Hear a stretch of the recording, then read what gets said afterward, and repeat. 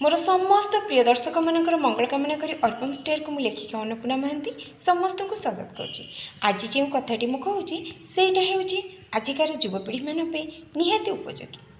आजिका डेट्रे देखा युवपीढ़ी मान पाखे धैर्य बोली गोटे जिनस रहुनी। जमीक जड़े नीट एग्जाम थरे दी थर देलापर हारास हो जाऊँगी कहीं पाऊनी बोली सेतबेले से कौन करुँची एमिति उपाय को अवलंबन करुँची जहाँ सारा संसार को दुखरे दुखित कर देउची।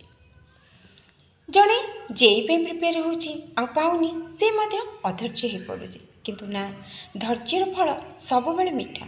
आ कथार अच्छी ना बार बार तीन बार को धर्म चल।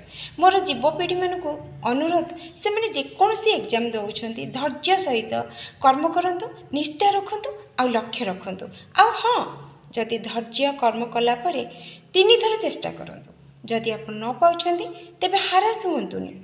कारण देखंतु संसार रे अनेक किछि रास्ता अछि ठीक मार्ग रे रोजगार करने ता माने आम नीट पाइलेनी जेई पाइलेनी किंबा कोनोसी भल एग्जाम पाइलेनी ता माने कोन आम जीवन को शेष करदेबा ना ना। थरे चिंता करंतु आपण मान को जे एतिकिरो एडेटी करिसी सेमानकर कथा थरे चिंता करंतु निजर बापा मां कथा थरे चिंता करंतु। एमिति पदक्षेप केबे भी नियंतुनी। गोटे कथा कहूची मन दे सुनंतु। जणे साधु थिले से स्नान करुथिला बेले देखिले गोटे बिछा माने ऊपर भासुची। सी तांको बहुत कष्ट लगे देखिकी जहाँ भी बिछाटी छटपट होता सी थरे आनिले बिछाटी आसलानी तांको कामुड़ी देला पुणी से चेष्टा कले आउ थे ताको आनिबाकू तथापि भी से आसलानी किंतु तीन बार रे से बिछाटी उठी आसला। देखंतु कष्ट सही बाधा सही से बिछाटी को उद्धार कले कारण ताकर लक्ष्य थिला उद्धार करिवार।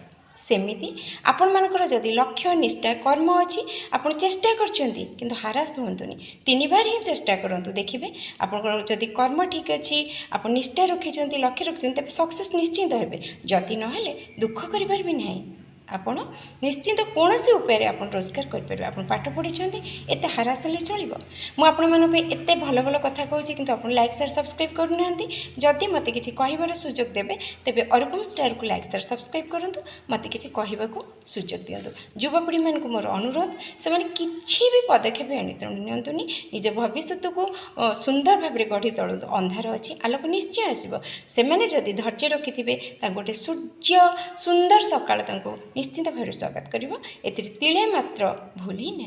रहुची समस्त मंगल कामना करी पुणी थे समस्त विदाय नौची। रहुची नमस्कार।